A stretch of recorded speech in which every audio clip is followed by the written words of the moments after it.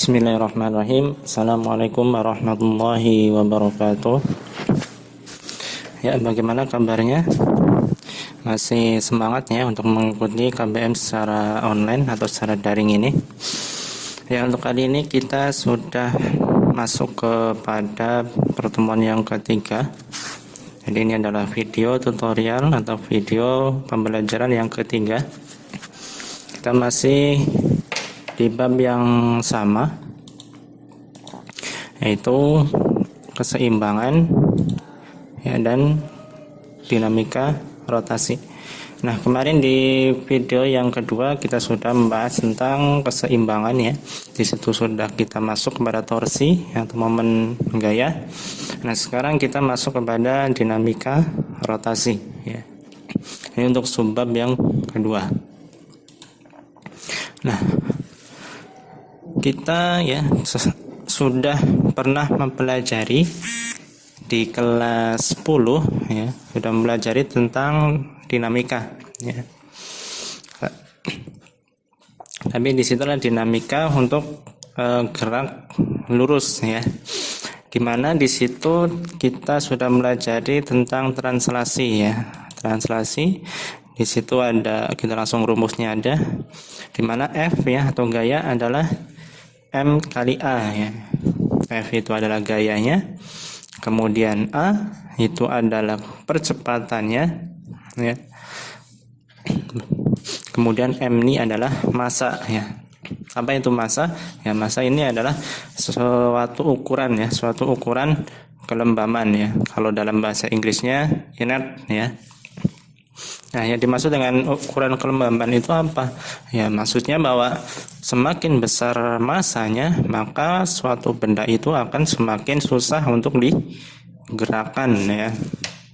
Ya, jadi yang namanya inersia ya, itu adalah ukuran kelembaban.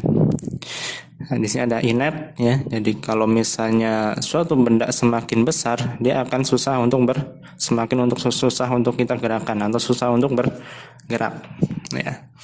Nah, ini adalah untuk gerak lurus ya pada translasi ya. Ini untuk dinamika pada gerak lurus ya. Kita sudah mempelajarinya di kelas 1 atau kelas 10 ya.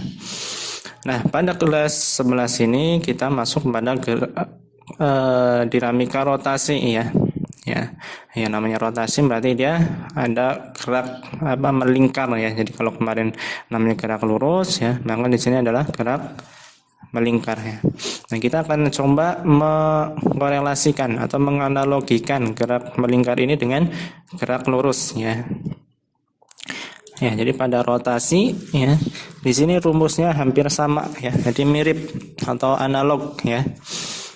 Dimana kalau pada gerak translasi ya itu F ya, maka kalau di rotasi kita punya tau ya atau torsi ya. Sudah kita pelajari di pembelajaran yang kemarin ya. Apa itu torsi? Yang mana ya, ada torsi itu ya. Ya adalah perkalian antara jarak dan gayanya ya. Kalau masih ingat ya, ini harus ingat ya. Ya, makanya untuk pembelajaran yang kemarin harus sudah paham dulu ya sebelum kita masuk ke pembelajaran yang ini.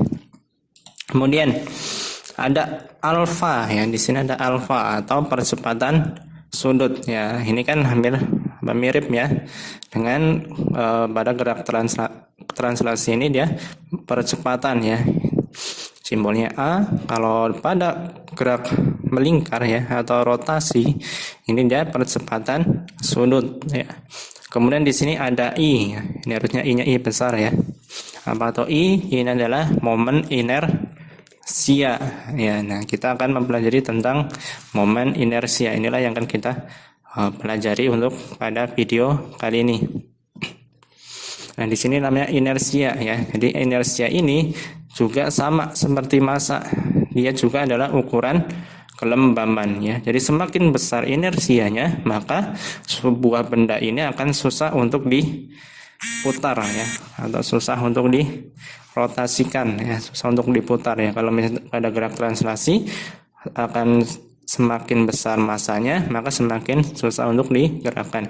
Maka pada gerak melingkar ya, ketika momen inersianya semakin besar, ya, maka benda itu akan semakin susah untuk diputar. Ya, kita akan coba bandingkan ya antara gerak lurus dan gerak melingkar ya. Kita coba lihat dulu pada gerak lurus ya. Pada gerak lurus di sini ada yang namanya S ya. Apa itu S? S ini adalah jarak ya. Satuannya ada meter ya. Nah, kita bandingkan dengan gerak melingkar. Di sana ada apa saja? Kita lihat. Oh, di sini ada yang namanya apa ini? Sudut ya. Di sini ada sudut. Satuannya radian ya. Jadi kalau di gerak lurus di sini ada S atau jarak, di sini ada sudut ya. Satuannya radian. Kemudian di gerak lurus ada V atau apa? Kecepatan ya. Satuannya meter per sekon ya. Maka di gerak melingkar juga ada kecepatan ya, kecepatannya. Nah, tapi di sini ya, kalau di sini adalah V ya. Kalau di sini adalah omega ya, satuannya radian per sekon ya. Kemudian kalau di gerak lurus kita ada percepatan ya. Tadi kecepatan, sekarang percepatan ya. Kalau di gerak lurus ada A ya, percepatan dengan satuan meter per sekon kuadrat, maka di gerak melingkar ya, kita punya percepatan sudut ya. Ini ada percepatan sudut atau alfa ya. Di sini satuannya adalah radian per sekon kuadrat ya. Berikutnya kita lihat di gerak lurus ya, kita mempunyai massa. Massa ini adalah satuannya kilogram. Ya, nah kalau pada gerak melingkar kita mempunyai tadi ya apa inersia ya, momen inersia dengan satuannya adalah kilogram meter kuadrat. Nah berikutnya ya, tadi kita juga punya rumus ya pada gerak lurus F ya, sigma F ini adalah M dikalikan A. Atau massa dikalikan percepatan ya. Maka pada gerak melingkar kita juga punya tau ya. Di sini adalah kalau di sini adalah M ya. M itu analoginya sama apa? Sama inersia ya. Atau I ya. Maka kita juga pada tau ini dia ya, I ya, inersia dikalikan alfa ya, atau percepatan sudut ya. Karena di sini F ini adalah M kali A ya. M ini analoginya dengan I ya, inersia, sedangkan percepatan adalah analoginya dengan percepatan sudut atau alfa ya. Jadi rumusnya sama ya, hampir ya, mirip ya. Kan mirip. Kemudian di gerak lurus kita punya energi kinetik ya. Ini energi kinetik nanti kita akan pelajari juga di inersia ya. Ya, jadi di inersia juga ada energi kinetik ya. Pada gerak lurus ya, ini udah tahu ya, sudah hafal dengan rumus energi kinetik, yaitu setengah mv kuadrat ya. Nah, di sini ada setengah mv kuadrat. Nah, pada gerak melingkar juga ada energi kinetiknya ini ya. Energi kinetiknya adalah setengah. Nah, kalau di sini ada m massa, maka di sini ada inersia. Nah, kalau di sini ada kecepatan, maka di sini ada omega ya. Nah, omega. Maka di sini energi kinetiknya adalah setengah I kalikan omega kuadrat ya. Kemudian yang terakhir kita punya momentum ya. Ini ada momentum ya pada gerak lurus ya. Yaitu M dikalikan P ya, atau massa dikalikan percepatan. Nah, maka pada gerak melingkar kita juga mempunyai rumus momentum sudut ya. Di sini adalah momentum sudut ya. Ini adalah kalau di sini ada M, maka di sini ada I ya, dikalikan kecepatan ya, omega ya, atau kecepatan sudut ya. Ya, jadi di sini ada momentum sudut itu inersia dikalikan omega. Ya, inilah analoginya ya. Jadi kalau misalnya kita sudah mempelajari ya, jika kita sudah mempelajari gerak lurus ya, kita sudah mempelajari gerak lurus, maka seharusnya kita mudah ya untuk mempelajari gerak melingkar ya, karena rumusnya analog ya atau mirip ya, sama dengan gerak lurus ya. Jadi tinggal kita analogikan saja ya. Tadi S dengan apa, V dengan apa, dan seterusnya. Ya, inilah analoginya ya. Ini analoginya agar nanti mudah mengingat rumusnya ya.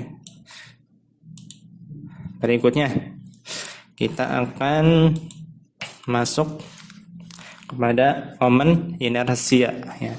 Jadi di dinamika rotasi yang akan kita pelajari adalah ada momen inersia. Nah, yang pertama kita akan pelajari momen inersia yang berlaku pada benda titik ya atau partikel ya. Jadi momennya ini ya, dia bekerja pada satu titik ya, hanya pada satu titik. Maka I ya, I ini adalah inersia, adalah sama dengan M atau massa dikalikan R ya kuadrat ya, atau jaraknya dipangkatkan 2. Ini rumusnya ya, inersia. Nah tadi semakin besar inersia maka semakin susah diputar. Nah ini harus diingat ya, semakin besar inersia semakin besar atau semakin susah untuk diputar ya. Ya, ini misalnya ada sebuah benda ya. Ini ada sebuah benda dengan massa 2 kg ya. Kemudian kita ikat ya dengan sebuah tali atau apa itu ya, dengan panjangnya 3 meter. Nah, kemudian benda ini ya, benda ini kita putar. Benda ini kita putar. Nah, kita putar. Maka berapakah inersianya? Nah, berapakah inersianya? Ya. Maka kita menggunakan rumus tadi ya, inersia ini massa dikalikan R kuadrat ya. Di sini massanya adalah 2 kilo ya, 2 kilogram. Kemudian R-nya adalah 3 meter ya. Kemudian kita kuadratkan. Ya, kita dapatkan inersianya adalah 18 kg meter kuadrat ya. Nah, ini masih mudah ya untuk benda titik ya. Nah, dia benda hanya bekerja pada satu titik saja. Nah, berikutnya ya. Kalau misalnya bendanya tidak hanya satu ya. Kalau misalnya bendanya tidak hanya satu ya. Misalnya kita ini benda pertama ya. Ini kita masih pada benda titik ya. Dia bekerja pada satu titik saja.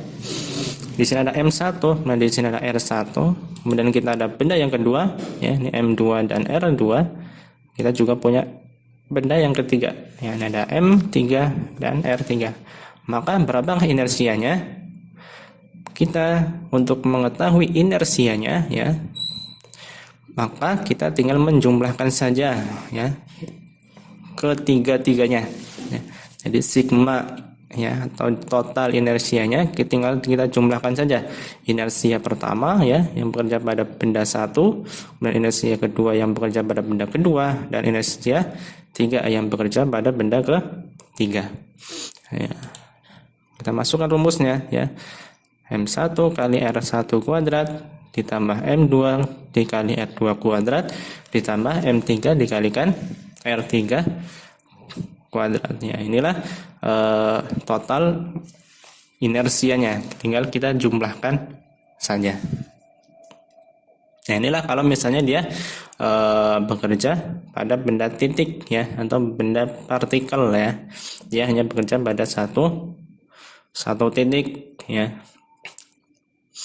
Nah, berikutnya ya, yang akan kita pelajari yang sesungguhnya adalah pada benda tegar ya. Apa sih benda tegar ya? Ya ini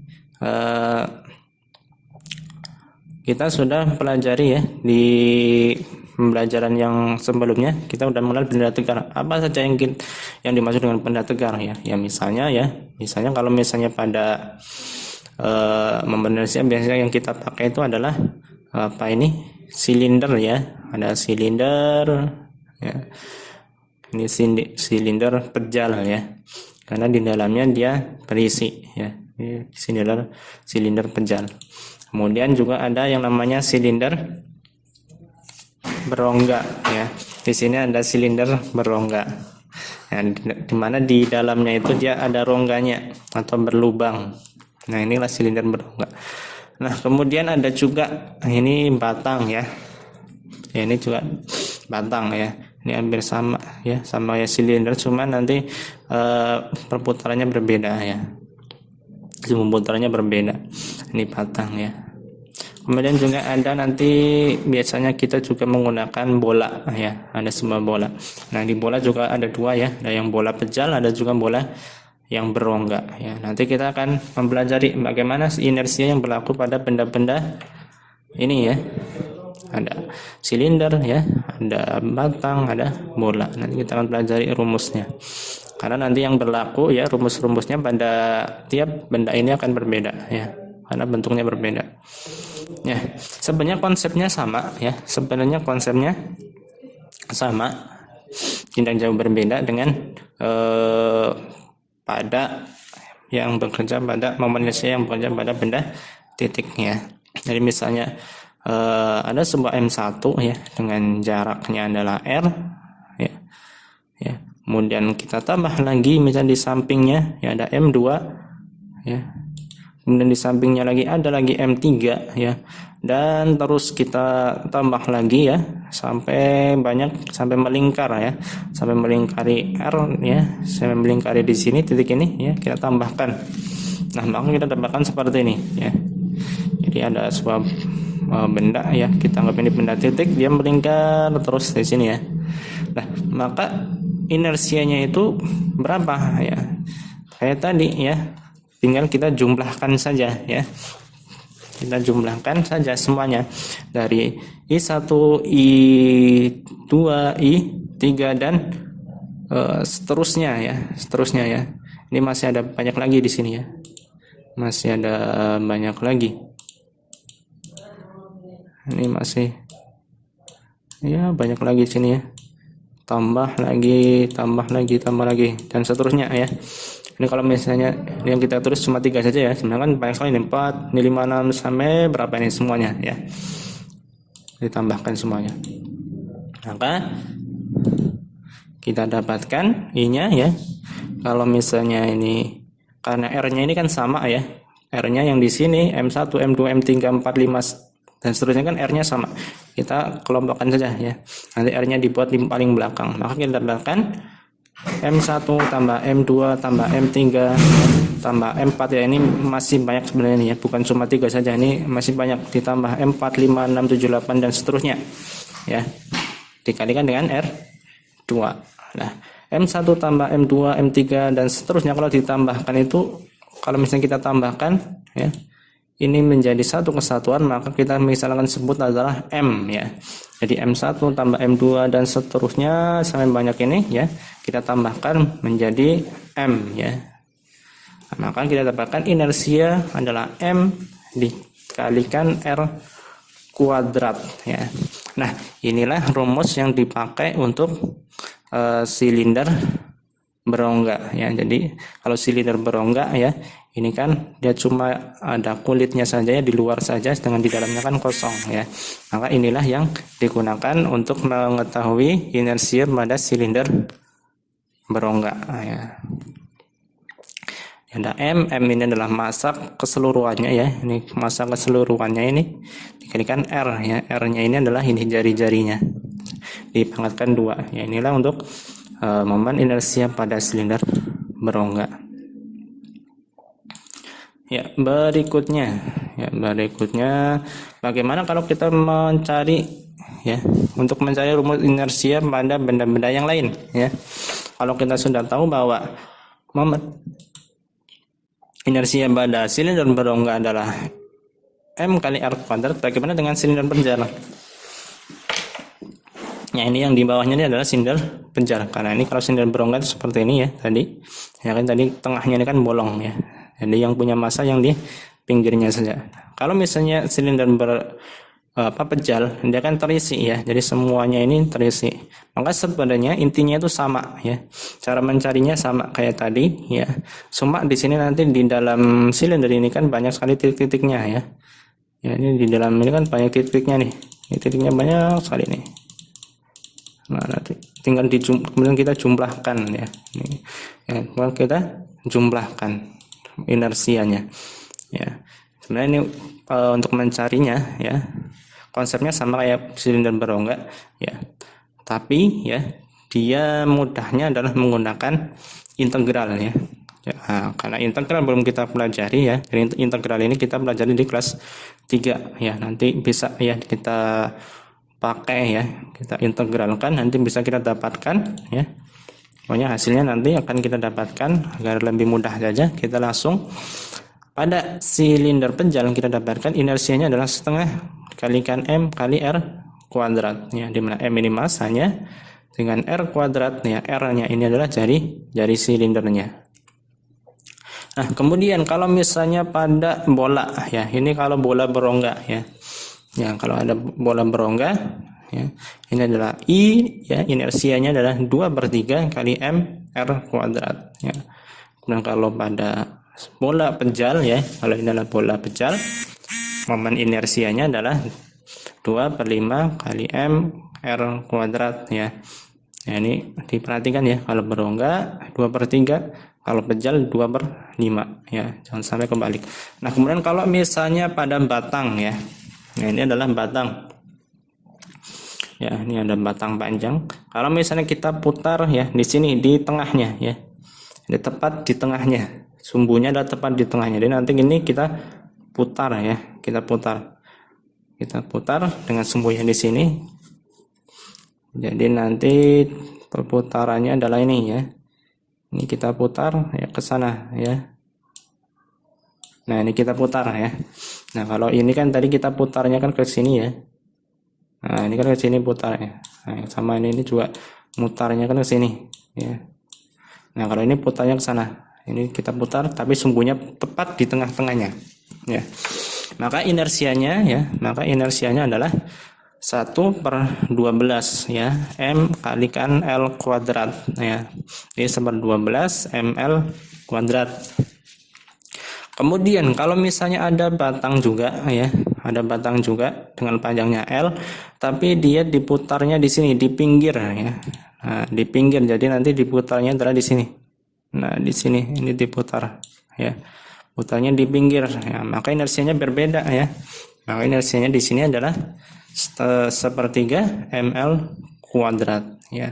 Lebih jelasnya kita langsung ke contoh soalnya saja ya. Nah, ini rumus-rumus ini di hafalkan ini ya. Karena ini akan kita gunakan pada soal-soalnya. Ya, kita langsung contoh soalnya saja. Ya, ini kalau misalnya kita punya, nah ini ada katrol ya. Ini anggap saja ini adalah katrol. Ini ada tali ya. Kemudian ditarik dengan F sebesar 40 Newton ya. Ini adalah R-nya ya, ini R-nya. Kemudian massa katrolnya adalah 2 kg ya, ini massa katrol. Kemudian R-nya ya, atau jari-jari katrolnya ini adalah 0,5 meter. Dan yang ditanyakan adalah alfanya. Alfa itu apa? Percepatan sudut ya. Kemudian ditanya juga ini ya, percepatan tangensial ya. Di sini ada percepatan sudut, kemudian ditanyakan percepatan tangensial juga ya. Maka bagaimana cara menyelesaikannya? Kita definisikan dulu. Katrol ini adalah sebagai silinder pejal ya.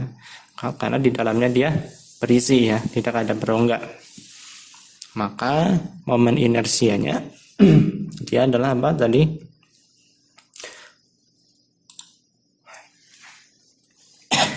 Ya. Maka kita gunakan rumus torsi ya. Torsi adalah F kalikan R ya. Atau torsi ya. Torsi juga dia sama dengan inersia dikalikan alfa ya.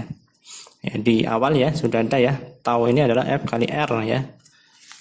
Di pertemuan yang sebelumnya ya ada tau itu adalah F kalikan R ya, atau jarak dikalikan gayanya ya. Nah, berhubung di sini adalah sudutnya ya, di sini kan ada sudut ya. Sini sudutnya adalah 90 ya, maka kita langsung kalikan F dengan R ya. Ya, kecuali kalau misalnya sudutnya tidak 90 ya, maka kita kalikan sin theta ya. Karena ini sudutnya 90, maka kita langsungkan F dikalikan R ya. Karena kan sebenarnya F cross R ya, bukan F kali R ya. Tapi karena ini 90 ya, maka sin tetanya kita hilangkan. Karena sin tetanya sin 90 adalah 1 ya. Nah, maka tau ini ya F kali R ya. Selain F kali R, tau ini juga dia adalah sama dengan torsi ini adalah sama dengan inersia dikalikan percepatan sudut ya. Nah, maka kita masukkan ya. F kita punya 40 ya.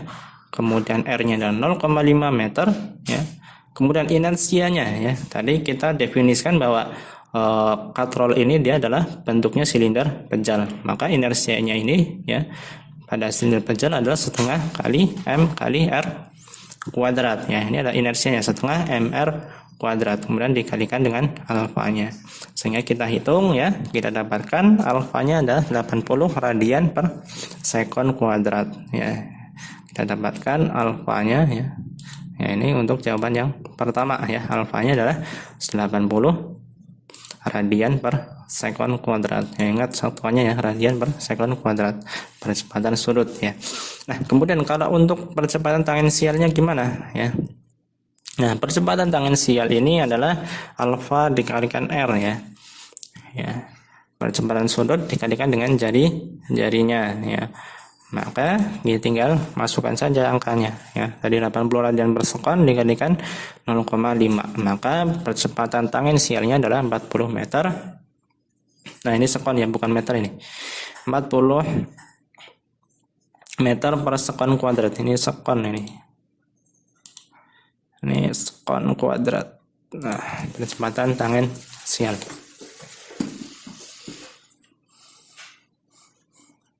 Ya, ini contoh soal untuk momen inersia ya. Mudah-mudahan kalian paham ya. Kalau belum paham, diulangi lagi videonya. Kemudian kita akan mencari ya momen inersia bagaimana kalau misalnya sumbu putarnya itu tidak seperti yang tadi ya. Kalau tadi kan semuanya tepat di tengah ya. Atau kalau yang di batang itu ada yang tepat di ujung ya. Nah, sekarang kalau misalnya jaraknya ditentukan ya. Jaraknya ditentukan atau sumbu putarnya ditentukan, maka kita bisa menggunakan teorema sumbu sejajarnya. Ini ada teorema sumbu sejajar. Ya, jadi kalau misalnya tadi ya pada batang ini ya, pada batang panjang ini ya, inersia ya pada pusat massa ya, ini pusat massa tepat di tengahnya, maka dia adalah 1/12 ml kuadrat ya, dimana L ini adalah panjangnya, panjang batangnya, massanya adalah M ya, M ini adalah massanya. Nah, bagaimana kalau kita ingin mengetahui momen inersia yang tidak berada di pusat massanya? Misalnya kita geser ya, kita geser ya. Jadi tadi kalau ini kita putarnya di sini ya, ini kita putar. Nah, sekarang kita putarnya di sini. Ya, ini kita putarnya di sini. Nah, bagaimana inersianya? Ya. Nah, kita simbolkan sebagai I aksen ya. Atau inersianya setelah digeser ya. Di mana pergeserannya adalah sebesar D ya. Di sini ada sebesar D ya, inilah pergeserannya D. Ya. Maka kita bisa menggunakan teorema sumbu sejajar bahwa I aksennya atau inersia yang setelah digeser tadi adalah inersia di pusat massa ditambah dengan M ya, atau massanya dikalikan D kuadrat ya, atau pergeserannya dikuadratkan. Nah, maka kita dapatkan inersianya adalah ya, inersia pada pusat massa tadi 1/12 ml kuadrat ditambah dengan MD kuadrat ya. Nah, untuk membuktikan apakah benar rumusnya seperti ini, bisa kita buktikan ya. Misalnya kita punya tadi ya, pada kalau misalnya batang ini kita putar di sini ya, di ujungnya, atau kita kasih simbol IU ya, atau inersia di ujung ya. Kita dapatkan bahwa kalau misalnya batang ini kita putar di ujung ya, jadi ini kita putar ke sini ya, maka kita tambahkan inersianya adalah sepertiga ml kuadrat ya. Kita buktikan dengan rumus atau teorema sumbu sejajar ya. Kita buktikan. Kita masukkan rumusnya dulu ya. Jadi I aksennya ya. Nah, sekarang ini I aksennya yang dimaksud dengan I aksen adalah ini ya. IU ini ya. IU ini. Atau I di ujung ya, maksudnya itu. Jadi bukan yang ini lagi ya. Karena kita sedang membuktikan ini yang di ujung benar nggak sepertiga ml kuadrat ya. Nah, kita masukkan sepertiga ml kuadrat seper 12 ml kuadrat ya sebagai inersia pusat massa ditambah dengan md kuadrat pergeserannya. Nah, sekarang pergeserannya sekarang bukan d lagi ya, bukan d yang ini ya. Bukan d yang ini, tapi d-nya itu yang mana ya? D-nya adalah dari sini sampai ke sini. Nah, dari sini sampai ke situ, inilah d-nya ya. Nah, sekarang D-nya adalah ini. Nah, inilah D-nya. Karena sekarang yang mau dicari adalah yang ini ya. Nah, terus kita masukkan seper 12 ml kuadrat ditambah dengan M kali. Nah, sekarang pergeserannya berapa ya? Pergeserannya adalah karena ini dari tengah-tengah, kemudian digeserkan ke pinggir, berarti dia D-nya adalah sebesar setengah L ya, setengah L atau setengah panjangnya. Karena kita ini dari tepat di tengah, kemudian digeser ke ujung, berarti kan setengah panjangnya atau setengah L ya. Kemudian kita kuadratkan. Jadi D-nya ini adalah setengah L ya. Kemudian kita kuadratkan. Maka kita dapatkan seper 12 ml kuadrat ditambah M ya. Kalikan seperempat kalikan L kuadrat ya. Ini kan kita kuadratkan ya. Setengah kuadrat kan seperempat L kuadrat. Kemudian kita hitung, kita dapatkan ya 1 ya, kita seperempatnya kita masukkan di ke depan ya. Nah, kita dapatkan 1 plus 3 ya, ini kan seperempat kan sama dengan 3/12 ya. Ini kan seper 12 tambah 3/12, maka kita dapatkan 4/12 ya. Ini kan 3 ya, 4/12 ml kuadrat atau sama dengan terbukti ya, sepertiga ml kuadrat. Nah, kita dapatkan ini sepertiga ml kuadrat. Ya, itulah caranya ya untuk menghitung momen inersia jika dia tidak berada di pusat massa ataupun di ujung yang pada suatu batangnya, dengan menggunakan teorema sumbu sejajar. Nah, bagaimana kalau misalnya bedanya nggak seperti itu ya, misalnya bedanya yang lain ya. Kalau tadi kita ada yang namanya silinder ya, bisa sama saja ya, menggunakan teorema sumbu sejajar sama ya. Misalnya ini ya, ada sebuah silinder ya, di sini silinder pejal dengan jari-jari R dan massa M ya. Kemudian ini adalah momen inersia pada pusat massa ya. Jadi ini kita putar di sini ya. Ini kita putarnya tepat di pusat massanya, di tengah-tengahnya. Kemudian kita geser ya. Kita geser. Sumbunya ada di pinggir ya. Kita masuk paling pinggir di sini, di pinggir. Ini diputarnya di sini. Ini kita putarnya di sini. Ya. Maka pergeserannya adalah sebesar R ya. Karena itu tempat di pinggir, maka pergeserannya adalah tepat di R ya. Bagaimana cara mencarinya ya? Kita masukkan dulu ya. Inersia pada pusat massa adalah setengah kali mr kuadrat ya. Maka I aksennya atau ini ya, setelah kita geser, maka inersia pusat massa ditambahkan md kuadrat ya. D tadi kan pergeserannya ya. Karena di sini pergeserannya sebesar R, maka di sini D-nya adalah R ya. Maka kita dapatkan 1/2 ya, atau setengah mr kuadrat ditambah mr kuadrat ya. Kemudian mr yang kita masukkan di belakang, di sini kan berarti ada 1 ya, setengah ditambah 1 ya. Kita dapatkan 3/2 mr kuadratnya. Inilah kalau misalnya sebuah silinder pejal ini kita inersianya kita sumbunya kita pindahkan ya, atau kita geser sampai ke pinggir. Kita dapatkan 3/2 mr kuadrat ya. Lebih jelasnya nanti kita masukkan pada soal ya. Kita masuk pada soal. Contohnya ini. Kalau misalnya ada sebuah tongkat homogen ya, atau batang ya. memiliki panjang 200 cm ya, dengan massa 6 kg ya. Kemudian tongkat tersebut diputar pada sumbu berjarak 80 cm dari salah satu ujungnya ya. Ini diputar 80 cm. Nah, ini kan berarti kalau 80 cm berarti dia tidak di tengah, tidak juga di ujung ya. Berarti kita tidak bisa menggunakan rumus yang pertama tadi ya, sebelumnya. Maka ini harus menggunakan teorema sumbu sejajar. Nah, maka besar momen inersianya ya, tongkat tersebut gimana? Ya, kita gambarkan dulu ya, kita gambarkan dulu. Nah, inilah kalau misalnya ada sebuah batang ya, ini adalah sebuah batang, kemudian kalau misalnya ini adalah pusat masanya ya, bersama atau tepat di tengahnya ya. Inersianya ya, inersi ya pada pusat masanya adalah 1/12 ml kuadrat ya. Kemudian kita guess ternyata di sini adalah jaraknya 80 cm dari ujung ya. Misalnya ujungnya dari sini ya, misalnya bisa juga dari sini, bisa sini, sama saja. Kita geser ya. 80 cm dari ujung, dari sini sampai ke sini adalah 80 cm. Ya, ini ya. Kita gambarkan di sini. Dari sini sampai sini adalah 80 cm. Maka pergeserannya ya, kalau kita hitungnya adalah dari pusat massa, maka pergeserannya adalah ada 20 cm ya. Nah, ini pergeserannya 20 cm. Nah, di sini yang akan kita cari inersia aksennya atau I aksennya di sini ya. Kita cari ya. Maka kita bisa menggunakan rumus atau teorema sumbu sejajar.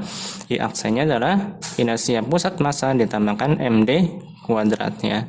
Di sini pusat massa ya, inersia pusat massanya ya, karena ini adalah batang ya. Batangnya ini ya, kita putar di tengah itu adalah 1/12 ml kuadrat ya. Maka kita masukkan saja angkanya. Ini ada 1/12, masanya 6 kilo, kemudian L nya panjangnya adalah 2 meter ya. Di sini 200 cm ya.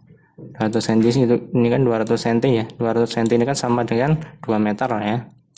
Kemudian ditambah dengan M, masanya 6 kg dikalikan D, pergeserannya maka ini ya, inilah pergeserannya adalah 20 cm atau 0,2 meter ya. Jadi bukan yang ini ya, tapi yang ini ya. Sama dengan kita hitung ya, kita dapatkan 2 ya, ini kan 1/12 kali 6 kali 2 pangkat 2 ya, kan hasilnya 2 ya. Ini kita coret-coret ya, ini coret ya, ini kan dapat ini 2 ya, tinggal 2. Ini kita coret lagi, coret ya, ini tinggal 1 nih ya, tinggal 2. 6 kalikan 0,4 kan 0,24. Nah, kita dapatkan 2,24 kg meter kuadrat. Ya, itulah cara mencari inersia ya, menggunakan teorema sumbu sejajar ya. Mudah-mudahan kalian sudah paham ya untuk momen inersia. Jadi seperti itu. Itu untuk pembelajaran yang ketiga ya. Sampai di sini untuk video pembelajaran yang ketiga. Mudah-mudahan kalian paham ya dengan penjelasannya. Kalau misalnya belum, kalian bisa ulangi dari awal ya. Demikian, assalamualaikum warahmatullahi wabarakatuh.